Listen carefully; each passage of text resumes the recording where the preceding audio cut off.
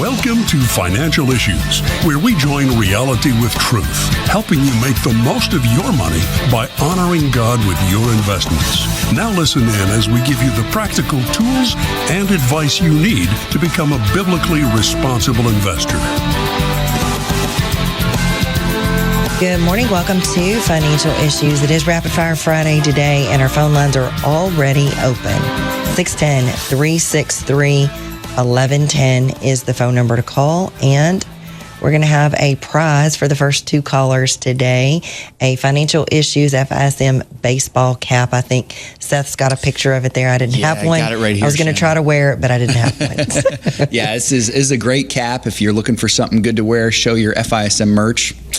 Call in today. First couple callers, Shana will get it. Yep. Great conversation starter so that you can tell people why you listen to Financial Issues, why you follow our biblically responsible strategy. It's because you want to honor the Lord in the way that you invest, and you don't want to be funding the garbage that corporate America is funding: abortion, pornography, the LGBTQ agenda, and all of the things that grieve the heart of the Lord.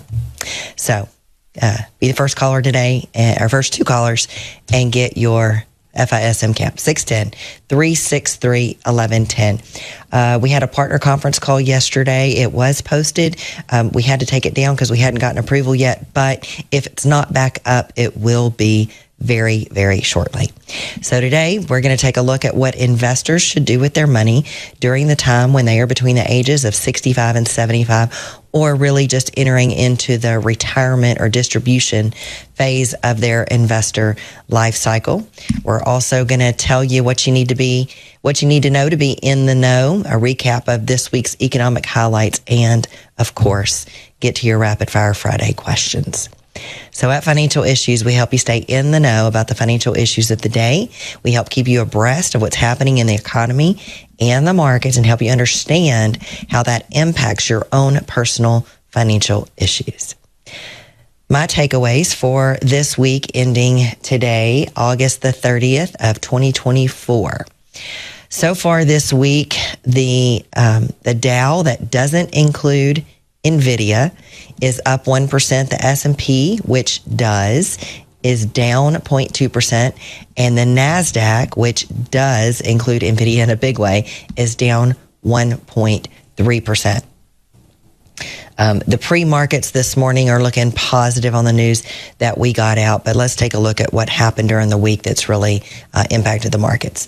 NVIDIA, we told you last week that we didn't add much to the buy list because we were waiting on NVIDIA. It had the potential to really move the markets one way or another. The results are kind of muted. Now, NVIDIA earnings did not disappoint, at least not totally.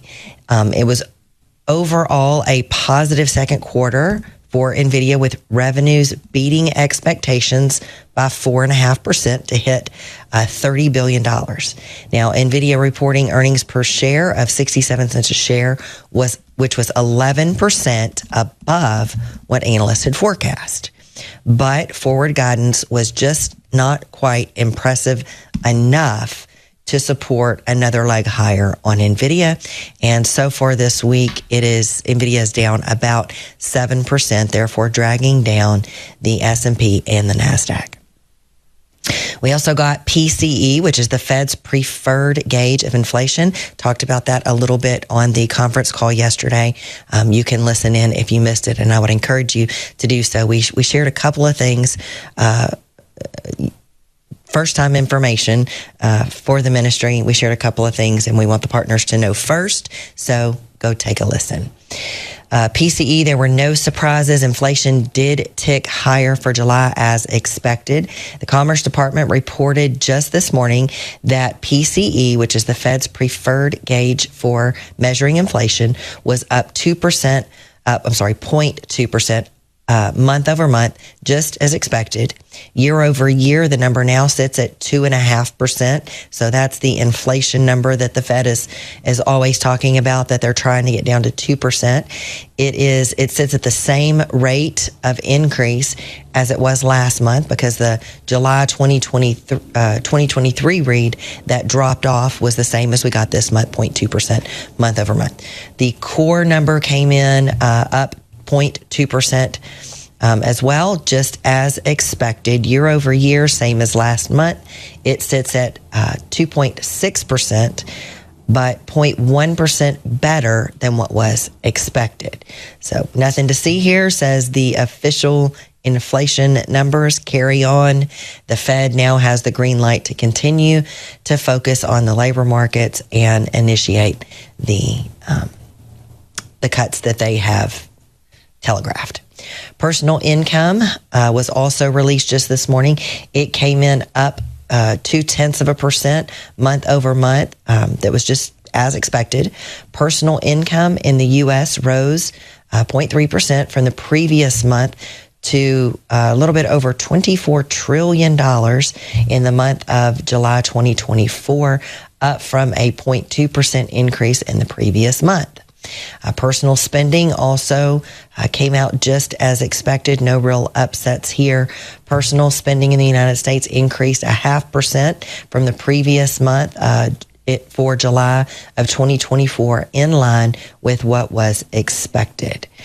Not surprising to most people, the largest contributor to the increase in service spending was housing at a really unaffordable level right now, and utilities. Within the goods sector, the largest contributors to the increase were motor vehicles and parts, as well as food and beverages. Real consumption, real spending was up 0.4% from the previous month. Finally, pending home sales. For July, pending home sales were soft, falling by 5.5% month over month versus the estimate of being up 2%. This follows a 4.8% rise in June and being overall down 4.6% year over year. I'm not surprised. Yesterday, we talked about a record 60,000 home purchase agreements that were canceled in July, amounting to 16% of all homes under contract. Take a look at this chart that we have to put up on the screen there. You'll see that huge drop-off last fall, October of 2023. We saw mortgage rates, I don't know, do we have the chart? Mortgage rates reached 8%, 30-year mortgage rates. That's where you see this chart of home sales tank to the lowest level since 2001, which is when the metric first began to be tracked. One reason that for all these cancellations of home contracts last month was that the elections. Could it be that first-time home buyers are being offered $25,000 by Kamala Harris if she's elected to purchase their first home? Kamala actually did an interview for the first time in 30 some odd days since being the presumptive Democratic candidate. Watch this clip right here. She's talking about her plan to give this first-time home buyer $25,000. What we need to do to bring down the cost of housing. My proposal includes what would be a tax credit of $25,000 for first-time home buyers, so they can just have enough to put a down payment on a home, which is part of the American dream and their aspiration, but do it in a way that allows them to actually get on the path to achieving that goal and that dream. What we need to do to bring down the cost of housing. Yeah, so little Econ 101 for Kamala. This clip highlighted either her complete incompetence in the basic economics or her inability to communicate clearly. Here's how a tax credit works. You buy your home, then you file your taxes, and then at tax time, you get a $25,000 credit, which she didn't say if it's refundable or not, which may take you several years to get back if you don't pay in $25,000 in taxes. So you have to buy the home before you get the credit. So I don't know how she thinks that that's going to actually help people come up with their down payment, as she indicated here. And also, by the way, if she is elected, this plan has almost zero chance of being passed. And even if it did, the price of a home will likely go up even more by that $25,000 credit that she's offering to give, just like what happened with EVs. When they got that tax credit that you could go down to the dealership and get, guess what? EV prices went up by almost the same amount. So what's coming next week? Well, it's jobs weeks. We get ADP, JOLTS, non-farm payrolls, and that has the potential to be market moving.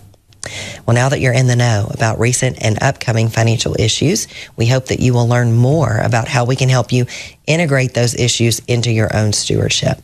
Find out more about our biblically responsible investment strategy and how you can defund darkness with BRI and financial issues. Well, folks, it is Rapid Fire Friday. The phone lines are open, 610-363-1110. You'll be the second caller in the queue. We have a call already waiting. So we're going to take a break, and then we'll be back.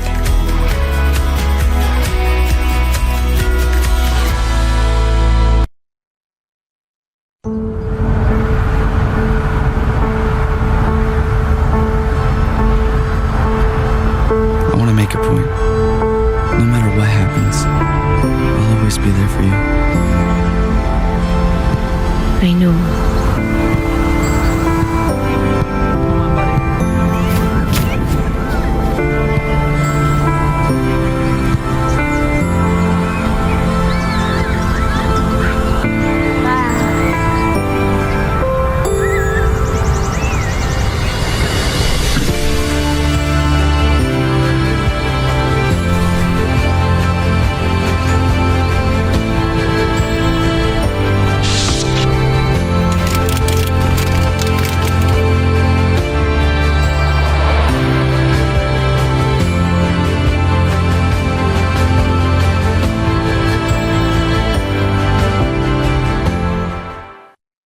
There are moments in life that define us. Choices determine the courses we take. Choices that create life, or those that save a life. And some make life worthwhile. There are decisions to stay, or to go, to remain the same, or to grow. Sometimes we pray and make peace. Other times we take a stand for what we believe. In celebration, mourning, triumph, and defeat, we are invested in every decision we seek. Despite differences, we have one thing in common, the desire to do all for the glory of God. Keep your wallet aligned with your heart and your investments in harmony with your faith. Timothy Plan, biblically responsible mutual funds, ETFs, and retirement plans. Before investing, carefully consider a fund's investment objective, risks, charges, and expenses contained in the prospectus available at timothyplan.com. Read carefully before investing.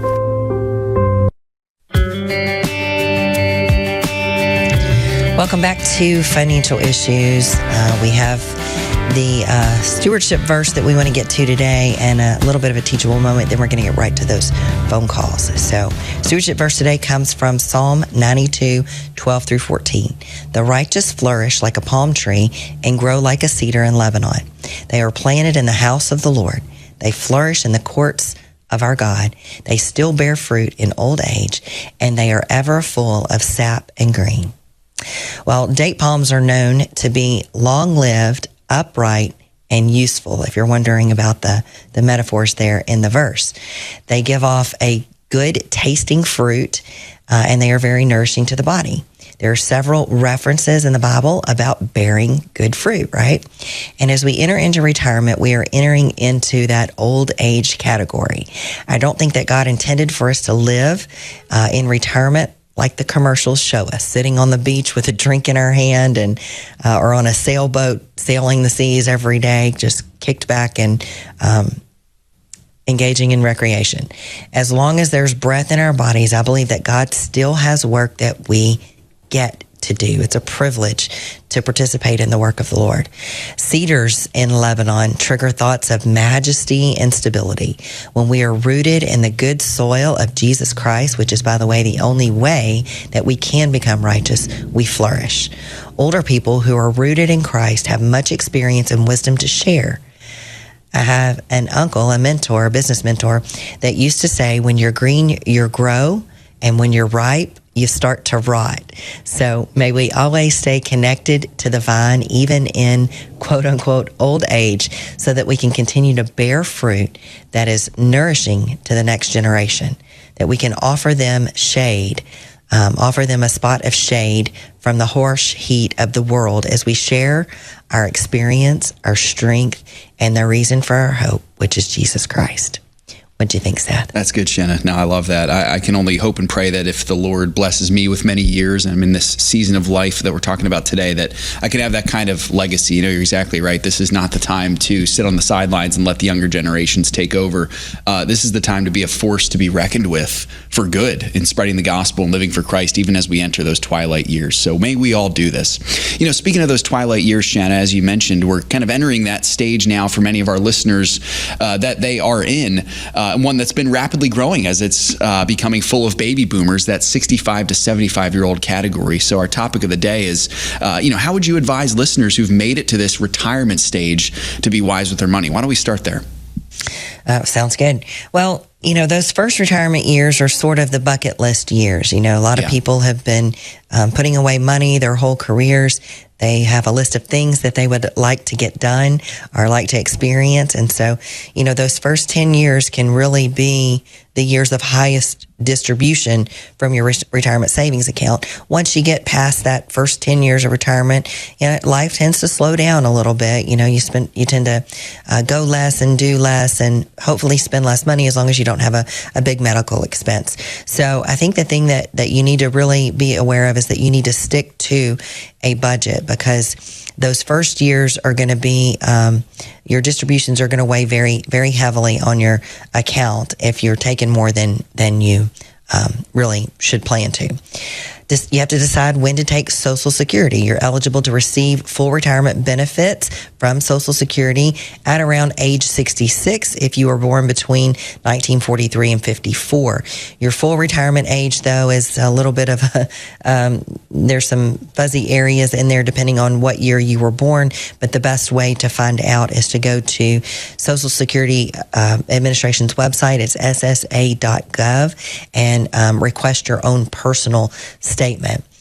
You should consider, if you can, waiting until around age 70 to withdraw Social Security so that you can get the maximum benefit as possible, especially if you have a spouse that didn't work, didn't have credits, because their Social Security is going to be based on whatever yours is. So if you can max yours out, that's going to give your spouse, if they survive you, potentially a bigger benefit. Tune in Monday, though, to the show to hear a little bit more about Social Security claiming. We're going to have our friend Jason McDowell back to talk about that. You also, during this season, have to sign up for Medicare when you turn 65. You have to make some decisions, and you have a short window to make those decisions to avoid any penalties. So you want to sign up for the medical portion that you have paid into, you and your employer have paid into while you're working. Our recommendation is to first consider just getting original Medicare, and then considering Samaritan Ministries as your supplement.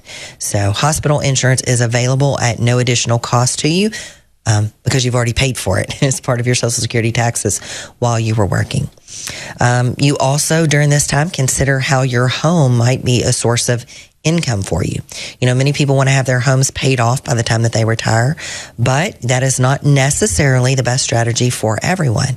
You want to consider whether or not you plan to or need to downsize, whether you're going to move, maybe you want to move closer to family, whether your heirs will want your home when you pass on or not. All of those decisions are going to factor into whether or not you should invest a good chunk of money in paying off your home. If you have a low mortgage rate, I would make it a consideration just to keep that note and continue paying it. Otherwise, if you need the equity that you have built up in your home and you've paid it off, you're either going to have to sell the home, or you're going to have to ask a financial institution if you can borrow it back and at what rate. So, or you may have to consider something else like a reverse mortgage, which in my opinion is really kind of a a last resort kind of decision. And before applying for a reverse mortgage, you would need to know the terms. You really need to understand how it works, the cost of it, and what all the details are. Also, in this time of life, you need to be managing your taxes and potentially try to manage your heirs' taxes as well. So you have to remember, if your IRA is your largest liquid asset, it has a tax liability embedded, and you want to be able to draw that money out at the most efficient tax rate.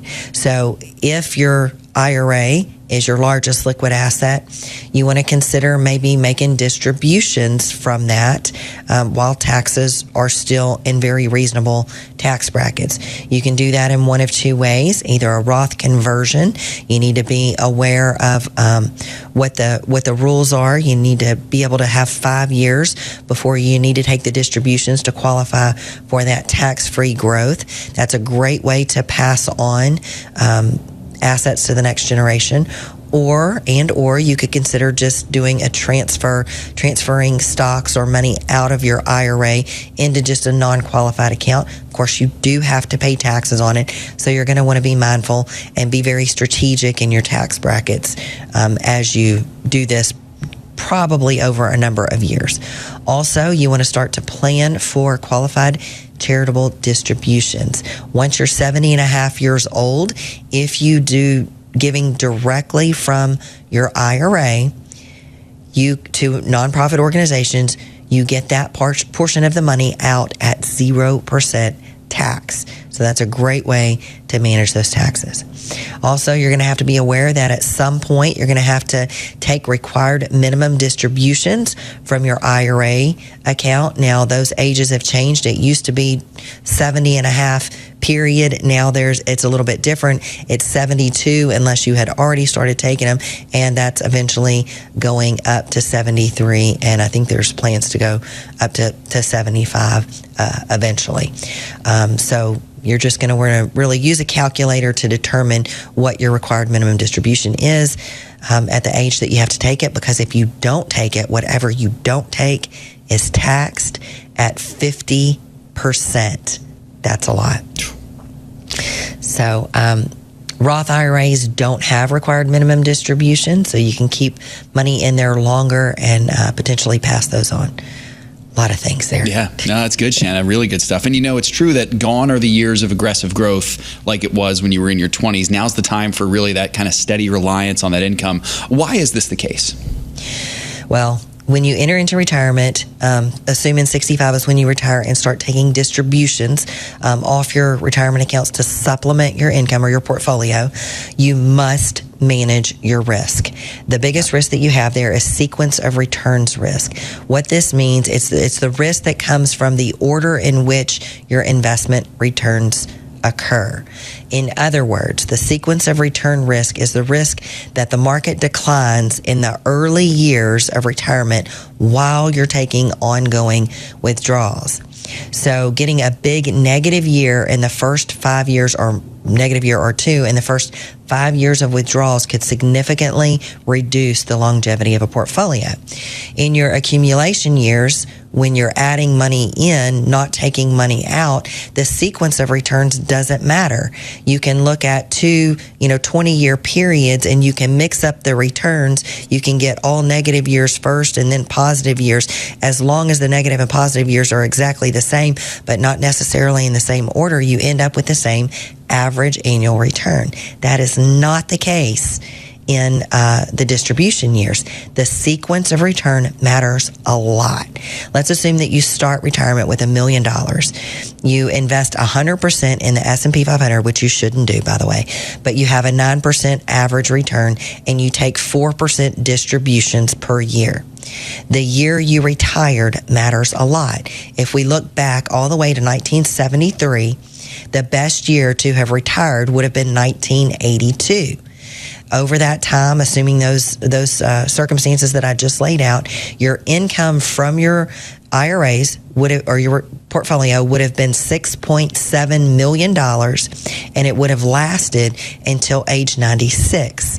On the other hand, the worst year to retire would have been 2000 because there was a market decline then, a big market decline in 07 through 09. So if you retired in 2000, same scenario, you would have only gotten $678,000 in income versus 6.7 in the best case scenario, and your money would have run out at age 77. So that's why you can't be 100% in equity, and you have to really, really manage your distributions in retirement. Well, we had a lot more to say about that, but we'll pick that up. We won't leave you hanging there with the rest of what you need to do in your 60s and 70s. Yeah, but for now, if you're listening on an outlet that only carries a short version of the show, we have to wish you a farewell. If you want to catch the full show, make sure you go get our phone app. That's the best way to do it. Then you can listen to current and past episodes whenever it's convenient for you, and you can do it on the go. So we will continue with Rapid Fire Friday, or actually start Rapid Fire Friday when we come back from this break for the rest of you who are hanging around.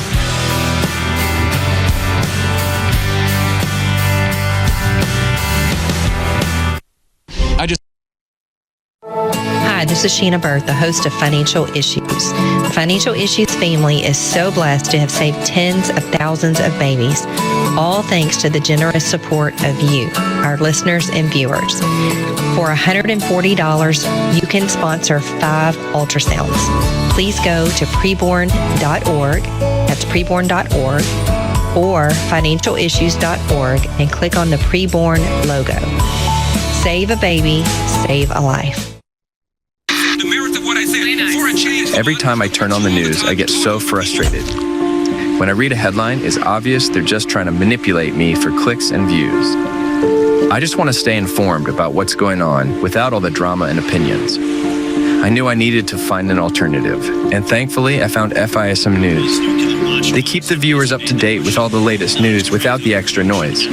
Check them out by going to fismnews.tv. That's fismnews.tv.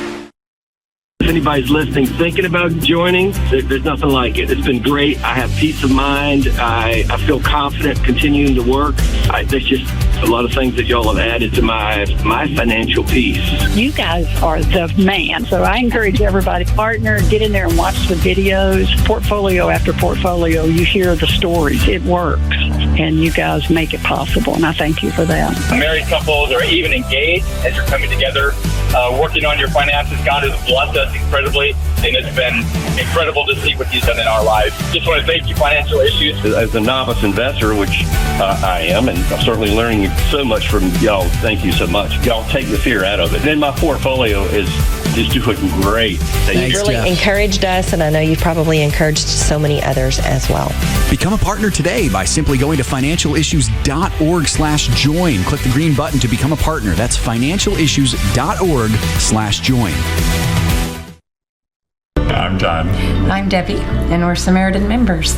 We have 8 children, ages from 30 down to 15, and we have a ministry called Family Man Ministries.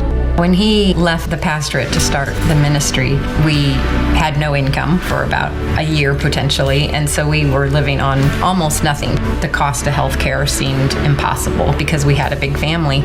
And so when I started researching ministries, there was no comparison. It was just the best deal. And so a year after we joined, my 10-year-old daughter at the time got pneumonia, and it was scary. Someone sent a card just to Maggie, and it said, not just that we're praying for you, but that God will always take care of you, and here's $5 for you to go out and get ice cream. It was just really special. To make that connection, that's an amazing thing. I was sold on Samaritan Ministries. I just thought, okay, I'm a part of this.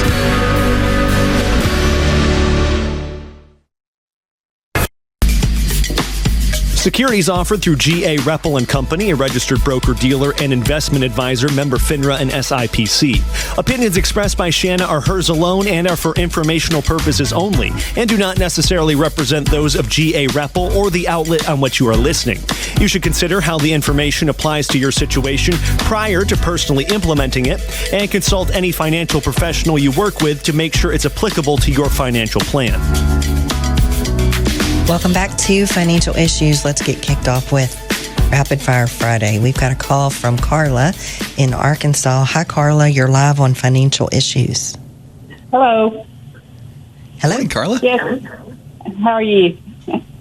Good. Doing great. I've been listening for quite a few years, and in the commentary this week, Shana said that we should have a healthy position in gold, and we have never invested in gold because Dan always talked about the big commissions that you would pay. And I was just wondering if you're suggesting maybe in the new materials company on the buy list, or how would you suggest the best way to invest in gold? Yeah, so the way that we're doing it, we do have a company on the buy list, so that's what we're referencing. Okay. I'm short in materials because when that pretty long list of sales came out, I sold some things in my materials sector. So, yep, you probably have some room there. I still have one called MA34, and so I would only have mining companies right now. So they're not the same though. One is more looks like focused on iron ore and things like that. Right.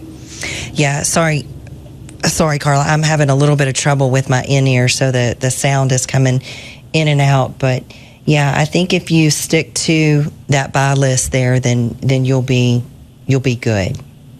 Okay. I just wasn't sure if you meant physical gold or something like that. Yeah, I'll go check the commentary again and make sure that the right thing is posted out there, and maybe try to clarify it a little bit for you. Okay, thanks. All right, thanks, Carla. Thanks for calling, Carla. God bless you. Bye-bye. Hey, so, Shana, there was something that I heard this week as I was listening to something. Tell me what you think of this. Is it accurate to say that gold is to be viewed more of as a currency versus an investment, or am I off base there? It's hard for me to consider it. Well, I guess it could be considered either one. I mean, it can be considered an investment, but gold has performed really well this year. I think because inflation is really out of control. And we're starting to see with the high probability that interest rates are going to start getting cut, a falling dollar. But for the last 10 years. Gold has really underperformed, most of the kinds of things that we would invest in. As far as a currency, there's still issues. Some states are making some headway in, the states do have the right from the Constitution to be able to use gold and silver as currency, but you still have the issue of capital gains on the federal level. Some states are doing some things to try to alleviate that, but I wouldn't say, it's really a great currency or a super great investment either. Right. That's helpful. Thank you, Shana. I appreciate that. Now, of course, that can always change based on circumstances, as we're seeing things change rapidly in the world. Yep, absolutely. That's good stuff. Yeah, the previous callers, that question just kind of came to mind. I was curious. Wonder what Shana says. No, it's helpful. Yeah. All right. Let's get to Karen. Karen's calling from Alabama. Hi, Karen. Hello, Shana. I have a problem. I'm looking for monthly income, and the CD rates have gone down considerably. The best 2 years is at 3.90. 1 year is 4.30. And I was trying to decide which would be best, one of those or FR45, financial REIT. I don't have my list up in front of me. I would suggest that you look towards the preferred sector. So we made a small little change in the asset allocation models where we've now included preferreds with your fixed income allocation. So if you're having trouble with those CD rates dropping quickly like they seem to be, then I would look to the preferred sector. Okay, well, I think the one that I had considered had that tax problem with it. I forgot how it was. I had one before, and I had to wait a long time before I could get my income tax taken care of. So I kind of tried to stay away from those. the K1s. Yep. And I really didn't want to go there because I try to do my own income tax, and I'm not that familiar with the K1. So, okay. There are 2 others on the list for preferreds that don't have that issue. Okay, I think I may have those. Okay. Well, if you're a little bit underweighted in them, you could consider adding to them. Oh, okay. All right, I will do that, and I thank you so much for your time. Great. Thanks, Karen. Appreciate the call. Yeah, bye-bye. All right. Let's keep going. Let's go to Robert. Robert's calling from Mississippi. Hi, Robert. Oh, thank you for taking my call, Shana. I was making an adjustment on my allocation models, and I needed to possibly sell some mutual funds. Is that something that you would recommend if you're changing your allocation model? Do you have the A shares or the I shares?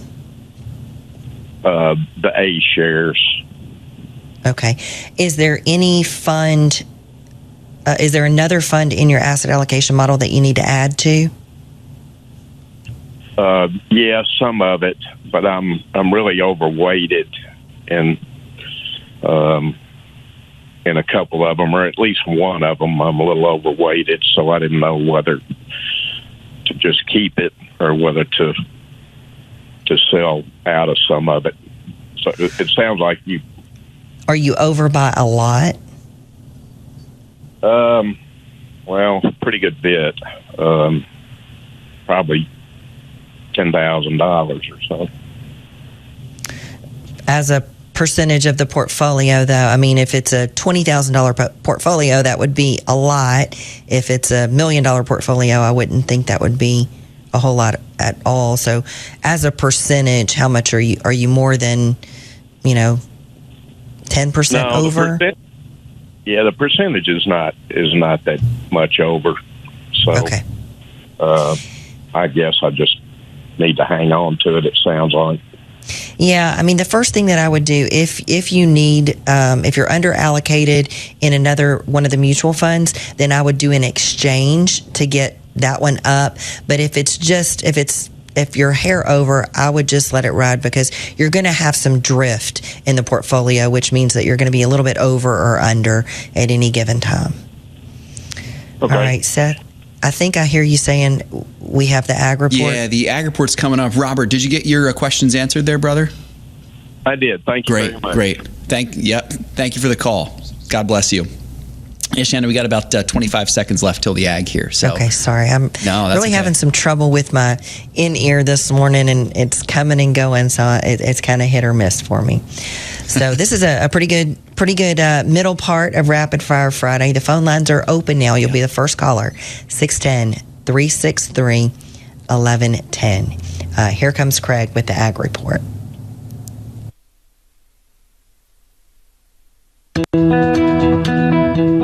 This is Craig Haugaard with your Financial Issues Ag Update for August 30th. Well, corn had a nice rebound yesterday. We're seeing harvests start to roll in Kentucky as well as parts of southern Illinois. We're also continuing to see give-up selling by farmers, with the end of August being the cutoff for many DP and storage programs throughout the fruited plains. Yesterday, we had December corn 5.25 cents higher at $3.96 per bushel. We also had a stronger day across the soybean complex, marking the first close above the 20-day moving average since back on July 25th. Now, history has shown the last 4 times that November futures have tested the 20-day moving average, is quickly reversed and ended up making new contract lows. We'll have to see if that pattern continues. Positive macro markets led support to commodities yesterday, as well as better than expected GDP and jobs data. Strong export sales also contributed to strength in soybeans. As a result, we had November beans up 15.5 cents at $9.92.5. Wheat rose in sympathy sympathy with corn, and with the expectation that the USDA is going to be forced to raise its export forecast. It's worth noting that if the USDA were to raise the export forecast by 50 million bushels, as the current commitments would seem to imply, that would only cut the current forecasted carryout to 775 million bushels, which would still be the highest amount of bushels in the last 4 years. Well, we had Minneapolis December wheat up 6 3/4 cents yesterday at $5.90 1/4. Kansas City was 4 3/4 cents higher at $5.60 1/2, and Chicago was 7 1/4 cents higher at $5.48 3/4. Cotton futures rose as the weekly export sales report gave us the largest number we've seen so far in this marketing year. At the closing bell, we had December futures up 137 points at 69.92. Livestock futures were mixed. October live cattle were 72 1/2 cents lower, $177.90 per hundredweight. October feeder cattle dropped by $1.90 to settle at $236.67 1/2 cents per hundred, while October lean hog futures were 50 cents higher at $82.17 1/2 cents per hundredweight. Last three milk futures spent the day chopping around in a pretty tight trading range. It was September finishing the day up 1 point at 22.18. This has been Craig Haugaard with your Financial Issues Ag Update. We'll be right back with more financial issues after this.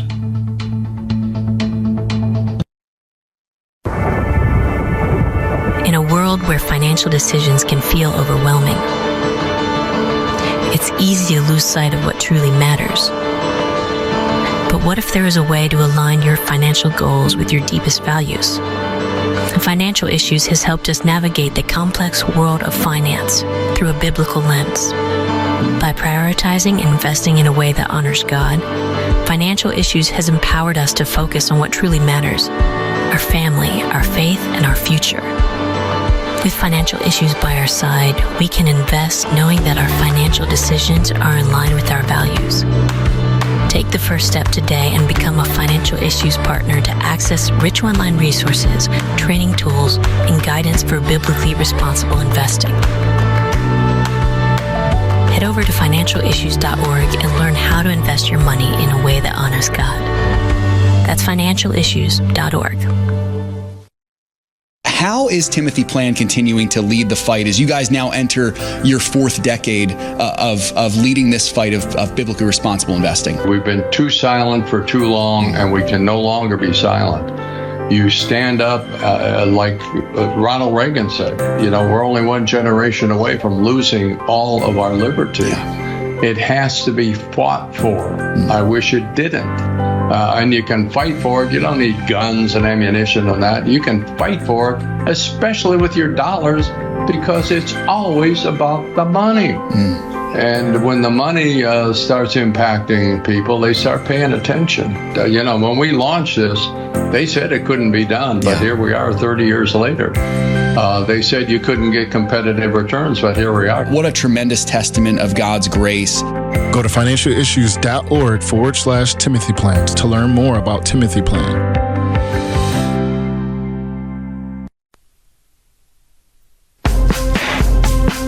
The opinions and recommendations expressed on this program do not necessarily represent the opinions of the station or any of the program sponsors.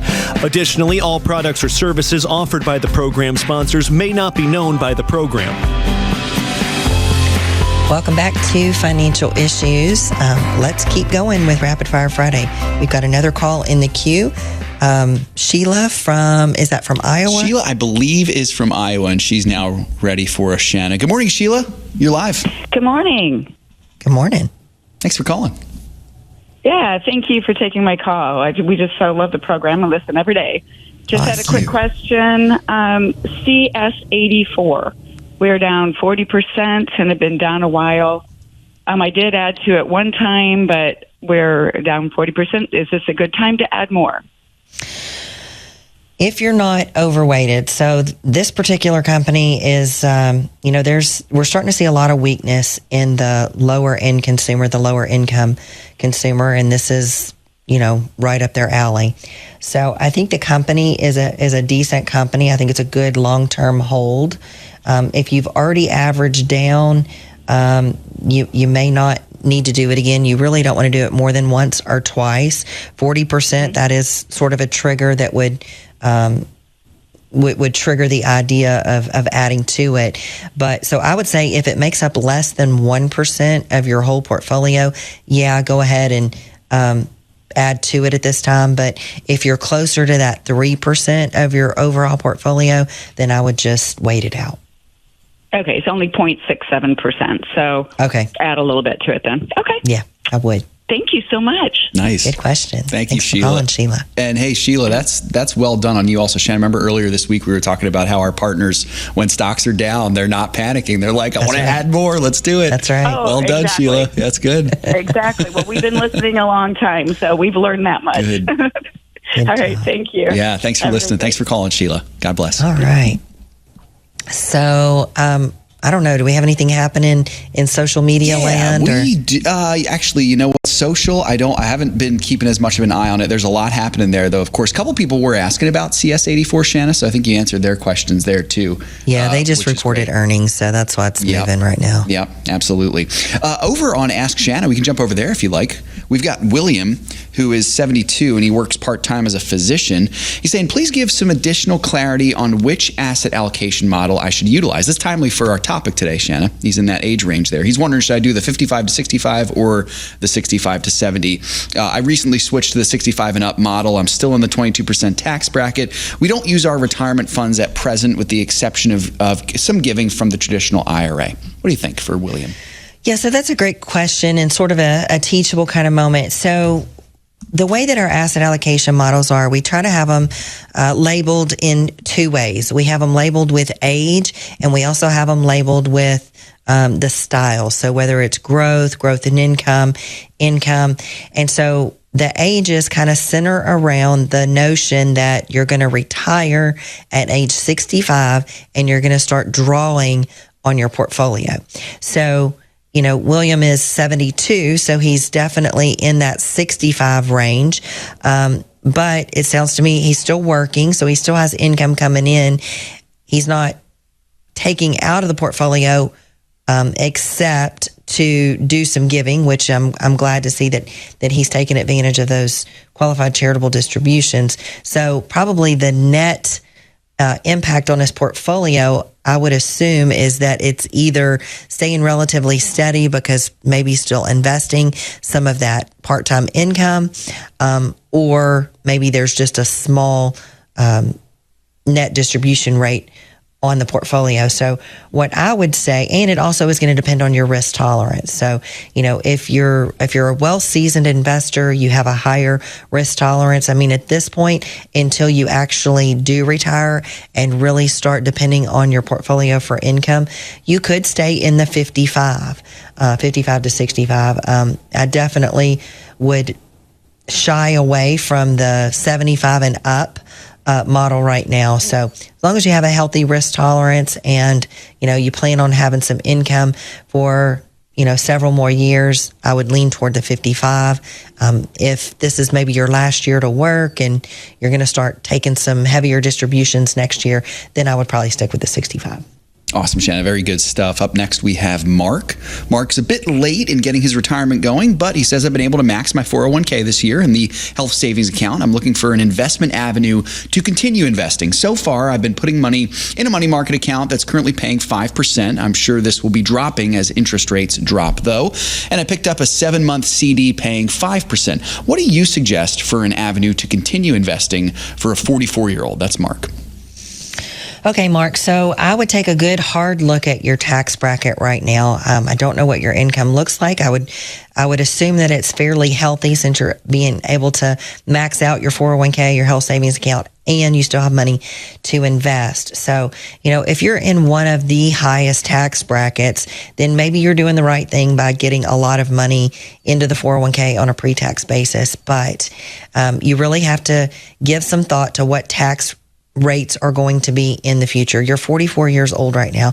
If the government continues spending at a $2 trillion deficit rate that they've been spending, and, you know, the servicing our debt becomes our number one expense, then to me, there's no way that taxes can't be higher in the future. So the way that you win in a pre-tax account is by being able to get the money out at a lower tax rate than when you put it in.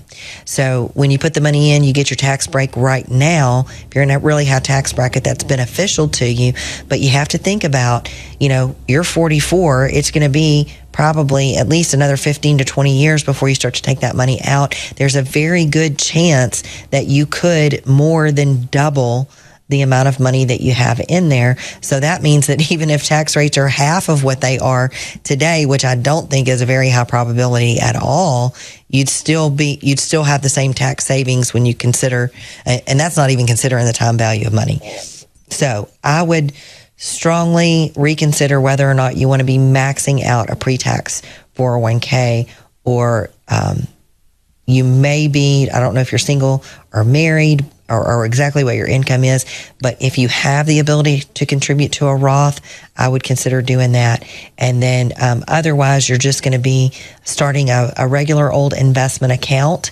And yes, you're going to have to pay taxes on your dividends, and you might have to pay some capital gains if you make some money and sell some stocks in the future. But I think that could potentially be your most tax efficient type of account. So I would do that. If you're looking, it just depends on where you need to add money to. So which sector you need to add to. If you need some things in your income, like you said, CDs and money market rates are going to be, and they already are starting to drop a good bit. So, maybe take a look at the preferreds if you need income, but really use that portfolio tracker. The portfolio tracker is going to be your best friend and the best tool that you have to really be able to see, literally in a quick glimpse, where new money needs to be directed. Awesome, Shana. Thank you for that. So we just got this question from Judith on the chat. She's from your home state of Texas. She says, I keep hearing about another 5 to 10% correction coming prior to election. Should we wait until after the election to purchase more preferreds, or are preferred share prices generally not as impacted as much to temporary market declines? What do you think? Yeah, so the preferreds are not, as you said, not really sensitive to market declines. They act more like fixed income investments. So what happens when interest rates go down is that bond prices go up. So I wouldn't wait to get into the preferreds, because if you're once we see interest rates start to decline a lot, the prices on those preferreds could go up, which means the yield is going to go down. Good stuff, Shana. Next one here, Robert has not been able to listen lately and was wondering what you consider new money for buying stocks on the buy list. I have too much in cash in my account, so I was going to buy some more stocks. What do you think for Robert? So, Robert, we're sort of in a position where we're keeping a little bit of extra cash on hand. So if you're, does it say how old he is? That doesn't say. Doesn't say. Okay. So if you're, I would say within 5 to 10 years of retirement, whatever that age is for you, you may want to consider staying between, 15 to 25% in cash, maybe until after the election. If it's sooner than that, we'll signal. But, there's a lot of uncertainty in and around the election. And it's not just the presidential race.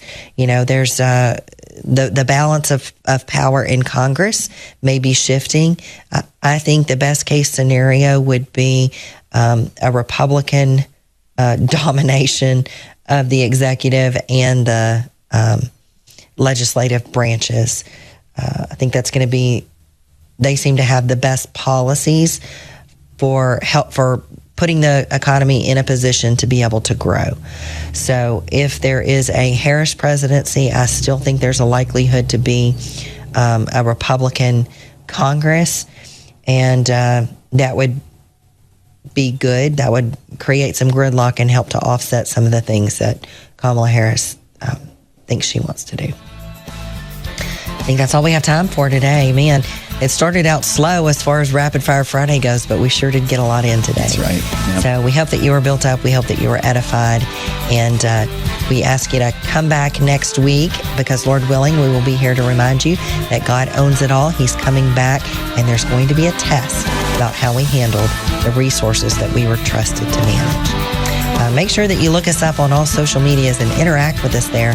That helps to boost those algorithms and get us in front of more like-minded people. We hope you will have a wonderful day of worship on Sunday. Come back next week for more financial issues.